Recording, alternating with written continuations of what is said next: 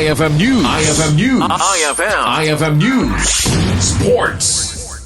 Diretsyo na makibalubal ken awan iti inana ni Pinay tennis star Alex Eala iti WTA 1000 National Bank Open iti Sobeys Stadium Center Court iti Toronto, Canada. Naikan ti number 25 seed ni Eala iti opening round bye no sa dino makasango na iti second round ni Alicia Parks iti Amerika oras ti alas 8 iti bigat oras dito'y Pilipinas.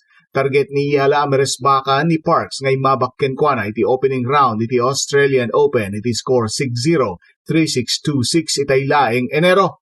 Dakkel iti ngimatuan ti ayam ni Eala presko pay laeng iti nasamit a kampyonato iti Mubadala DC Open iti Washington DC. Aminado ni Eala nga dapay laeng iti tangatang kalpasan ang nagunod na iti kaunaan na WTA Tour title na daytoy.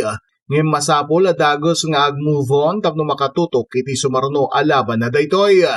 Excited din ni Eala nga kay ayam iti sangwanan kadagiti kailyan a Pilipino iti Toronto ken segon iti organizers as sold out iti ticket iti panagsangoda ken Parks. Para iti IFM Sports daytoy ni Idol Joey C. Tatak IFM. IFM News. IFM News.